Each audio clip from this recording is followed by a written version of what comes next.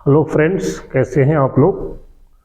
आज हम लोग बात करेंगे कि किसी कंपोनेंट में टैपिंग कैसे करेंगे, है ना।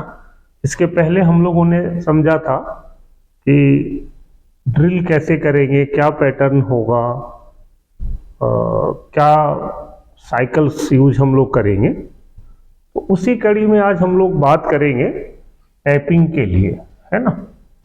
तो टैपिंग में कुछ चीज़ों का हमें ध्यान रखना है। अब वो क्या हो सकती है जिनको हमें ध्यान रखना है कि अगर कहीं पे भी हम लोगों को टैपिंग करनी है ना, तो सपोज करिए कि अगर हमें टैपिंग करनी है तो टैपिंग करनी है तो आपको दो तीन चीज़ें ध्यान देनी है, जिसमें पहला तो ये है कि आपका टैप का साइज क्या है, टैप साइज, है ना। दूसरा है आपको जो ध्यान देना है वो है ड्रिल साइज,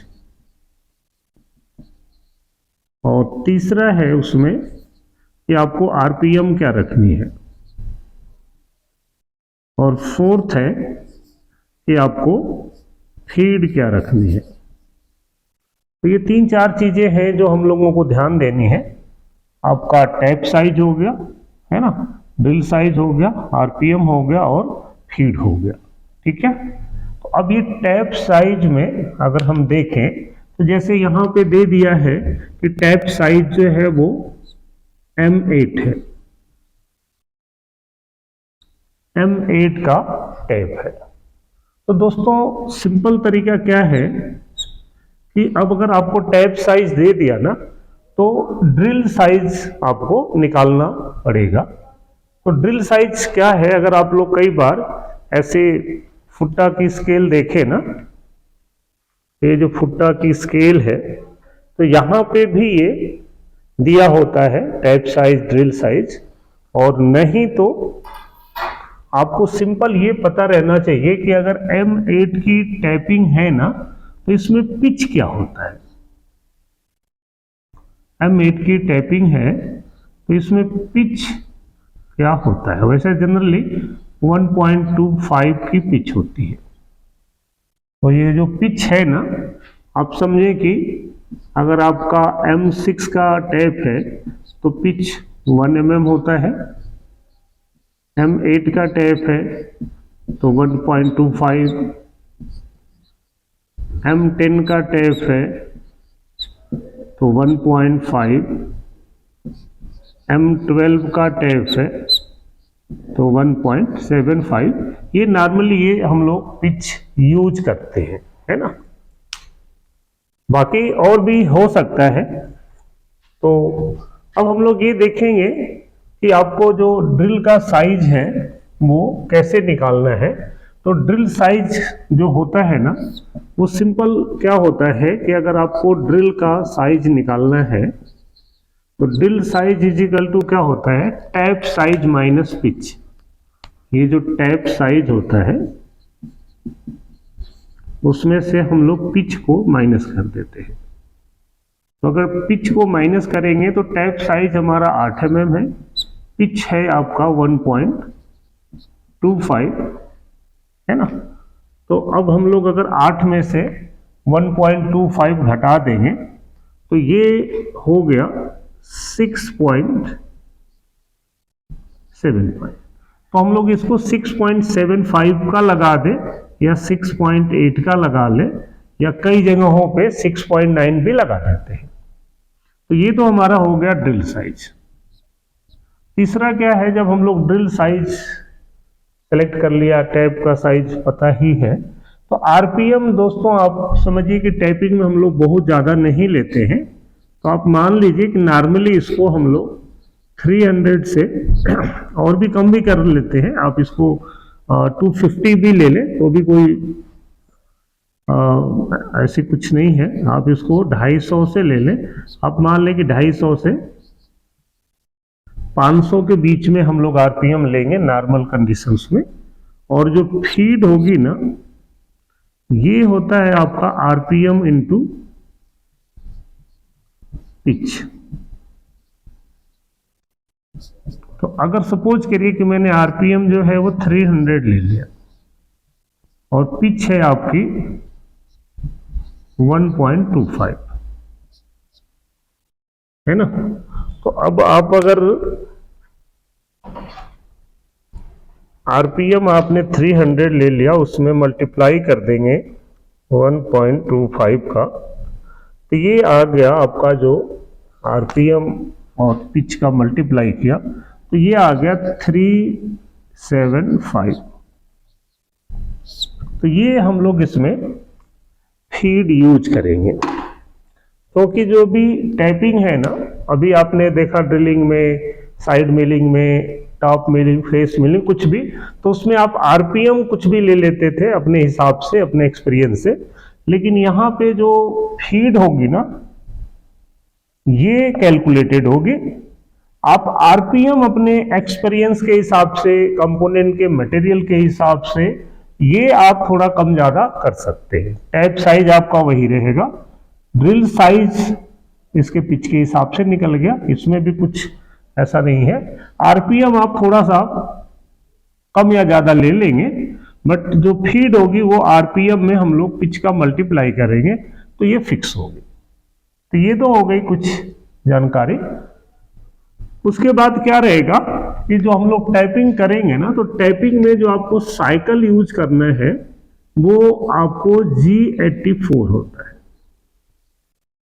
अब ये G84 साइकिल में क्या है कि जैसे हम लोग ये साइकिल यूज करेंगे ना, तो ये बॉटम में जाने के बाद, जैसे हमें 30 mm मामना है ना, तो बॉटम में जाने के बाद ये आपका जो स्पिंडल है ऑटोमेटिकली रिवर्स हो जाएगा। जैसे अगर हम लोग यहाँ से M03 में जाएगा तो बॉटम में आकर के ये M04 में हो जाएगा, और जिस फीड से ये टैपिंग करता हुआ गया उसी फीड से टैपिंग करता हुआ बाहर आ जाएगा, और फिर अगले पोजीशन पे जाने से पहले वो क्लॉकवाइज घूम जाएगा।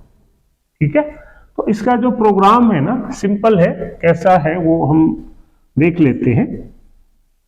ये कैलकुलेशंस तो हम लोगों को चाहिए, तो इसका जो हम प्रोग्राम बनाएंगे, है ना, तो अब समझिए कि अगर ये सिंपल ये करना है तो फेस मिलिंग या साइड मिलिंग जो कुछ आपको करने हैं वो तो फर्दर एक ऑपरेशन होगा, लेकिन इसके लिए भी आपको समझिए कि पहले तो आपका जो भी सीक्वेंस नंबर आपका आएगा, आप समझिए कि हम लोग सेंटर ड्रिल मारेंगे, फिर उसके बाद जो सीक्वेंस आएगा उसमें आपको ड्रिल लगाना है, और फिर उसके बाद जो सीक्वेंस आएगा उसमें हम लोगों को टैप करना है।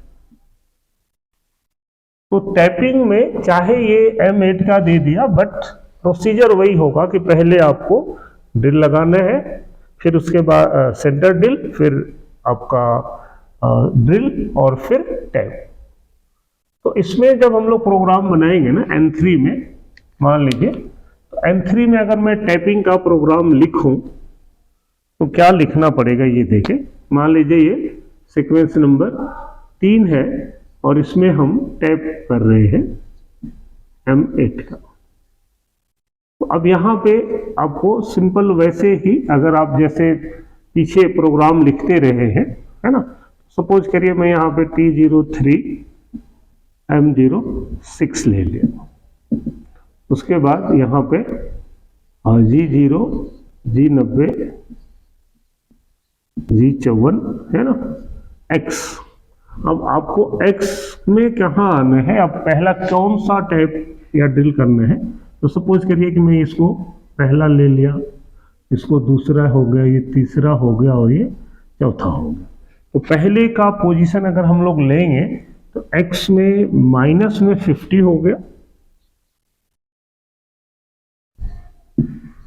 और Y में प्लस में 40 हो गया। ठीक है ना, प्लस में 40 क्यों हो गया कि ये टोटल 80 है, तो ऊपर प्लस में 40 और नीचे जो है वो माइनस में 40 हो जाएगा। ठीक है, अब हम लोगों को क्या करना है, इसके बाद आप यहाँ पे G43 है ना, H03 Z100 में लिख दिया, और आप यहाँ आरपीएम डालना चाहें तो यहाँ डाल दें। हमने जैसे 300 लिया है तो 300 M03, उसके बाद G0 Z5 M08। अब आपको यहाँ पे G84 यूज करना है ना। इसके पहले हम लोग G98 या 99 जो हम लोग चाहें वो लिख सकते हैं, और कब कौन सा यूज करना है ये मैं इसके पहले वाली वीडियो में बताया हूँ। और जो लोग भी ये वीडियो अगर फर्स्ट टाइम देख रहे होंगे तो कुछ चीज़ें हो सकता है कि उनके समझ में थोड़ा कम आए, ठीक है ना। तो आपको ये पहले वाली जो वीडियो जिसमें हम लोगों ने ड्रिलिंग का पैटर्न या कोड वोड बताया था, आप वो वीडियो एक बार देखेंगे तो ये भी आपको बड़ा ही क्लियर हो जाएगा, और वैसे भी कोई मुश्किल नहीं है ये। तो अब G84 है ना। अब आपको Z माइनस कितना जाना है। अब यहाँ पे ये समझते हैं कि अगर ये 30 mm है ना और ये थ्रू है, आर पार है, तो अगर आर पार है ना तो भी आपका अगर नीचे जगह है, स्पेस है, तो हम लोग टैप को थोड़ा बाहर निकाल लेंगे कि कोई भी जो इसमें पार्ट्स फिट होने वाला है वो यहाँ पे आके रुके ना। तो 30 है तो हम लोग 32-35 भी कर सकते हैं अगर स्पेस है तो मैंने 2 mm फालतू ले लिया, आप कम ज़्यादा अपने हिसाब से ले सकते हैं। तो Z माइनस ये कर दिया मैंने, R2 कर दिया, और यहाँ पे जो फीड होगी वो मैंने बताया कि आपको लेनी है 375, ठीक है ना। तो अब ये समझिए कि ये कर देने से आपका एक टैप तो हो गया।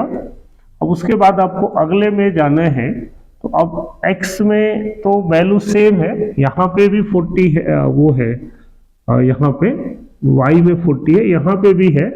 x में यहाँ -50 था, वहाँ +50 है, तो हम लोग यहाँ पे x में 50 लिख देंगे। तो आपका ये जो टैपिंग है ये x50 पे भी हो जाएगा, है ना। y40 है, आप लिखे ना लिखे, पहले भी हमारा जो टूल है वो y में 40 पे ही है। फिर अगले में हम लोग इसको y में -40 कर देंगे। तो अब ये यहां से -40 पे आ गया, समझ रहे, ये -40, और फिर यहां से यहां आना है तो x में -50 कर देंगे।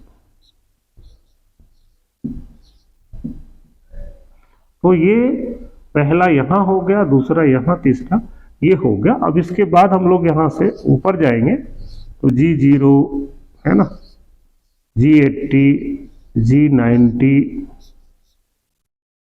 Z100,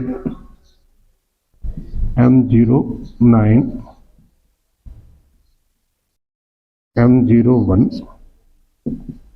M30। अगर ये लास्ट है, इसके आगे कोई टूल नहीं चलाना, तो हम लोग M30 लिख सकते हैं, ठीक है। तो दोस्तों आपने इसमें ये देखा कि टैपिंग में भी कुछ भी नया नहीं है, जो हम लोगों ने ड्रिलिंग में सीखा सेम। अगर ऐसे ही 25 टैप हो, कई रो में हो, तो जो पैटर्न आपने ड्रिलिंग में यूज किया सेम वही पैटर्न हम लोग टैपिंग में भी यूज कर सकते हैं, ठीक है ना।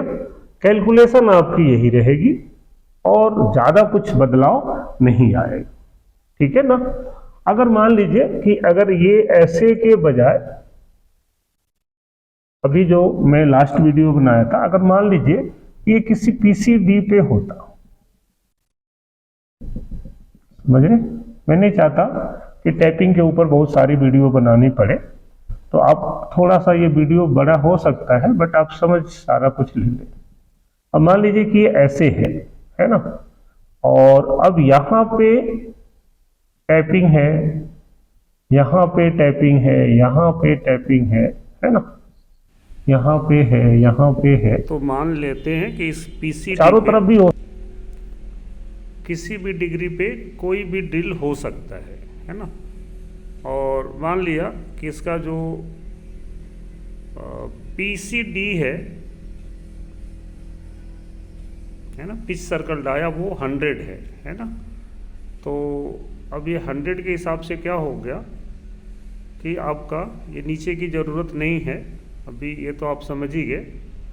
अब इसमें हम लोग क्या करेंगे कि आपको अगर PCD पे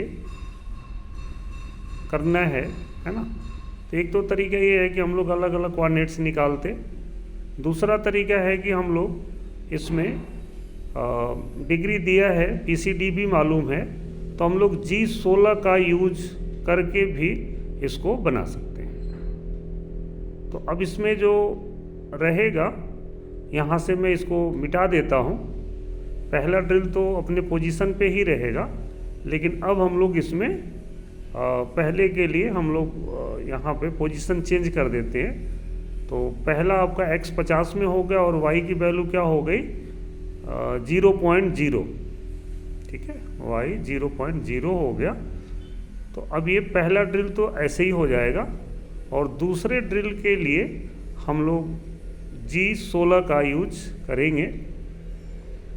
तो G16, अब X हम लोग डालते हैं, तो X की वैल्यू क्या रहेगी, वो वहाँ दिया हुआ है, तो X की वैल्यू हो जाएगी हमारी 50, है ना। और Y चूँकि हमें 0 डिग्री पे लगाना नहीं है, तो हम सीधा 45 डिग्री लिख देंगे। और उसके बाद Y 90 है ना, फिर Y 135 डिग्री हो गया। ऐसे जो भी डिग्री आता जाएगा हम लोग 180, जो भी कैलकुलेशन है आप जोड़ जोड़ के, एब्सोल्यूट में लिखेंगे तो 0 डिग्री से, और इंक्रीमेंटल में लिखेंगे तो फिर तो 45 डिग्री हम लोग इसको लिख सकते हैं, ठीक है ना। तो पैटर्न सेम रहेगा, बस आपको ये ध्यान रखना है कि इसमें हम लोग कैलकुलेशन क्या रखते हैं। तो इसमें इम्पॉर्टेंट कैलकुलेशन ही रहती है, और आपको ये समझ में आ गया होगा तो आप किसी भी टाइप का टाइपिंग का प्रोग्राम बना सकते हैं और किसी भी पैटर्न का बना सकते हैं, ठीक है दोस्तों। तो आपको ये समझ में आ गया। आपको ये कोई डाउट होगा तो आप मुझे लाइक कमेंट्स करिएगा, और बाकी आपको कोई डाउट होगा नहीं। Okay, bye.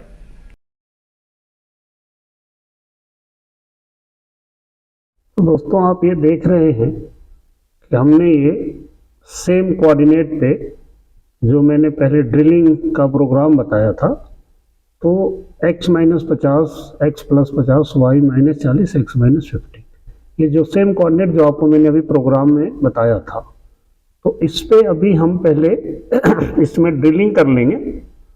तो अब मैं अगर दिखाऊँ आपको, तो पहले हम इसमें ड्रिलिंग कर रहे हैं, तो ये सेम प्रोग्राम को मशीन रीड करेगी। ये दूसरा ड्रिल, तीसरा ड्रिल, है ना, और ये चौथा ड्रिल हो गया। अब क्या करेंगे हम लोग कि इसी में मैं आपको टाइपिंग का प्रोग्राम दिखा देता हूँ, है ना। तो अभी मैं थोड़ा सा इसमें चेंजेस कर देता हूँ प्रोग्राम को, फिर इसी को कंटिन्यू कर देता हूँ, तो आप देखते रहें। अभी मैं सिंगल ब्लॉक हटा देता हूँ, तो आप देखेंगे कि ये टाइपिंग में ये ऑटोमेटिकली क्लॉकवाइज और एंटी क्लॉकवाइज घूमता रहेगा। सीधा चला, वापसी में उल्टा, फिर सीधा, वापसी में उल्टा। तो ये ऐसा आपका टाइपिंग हो जाएगा। धन्यवाद।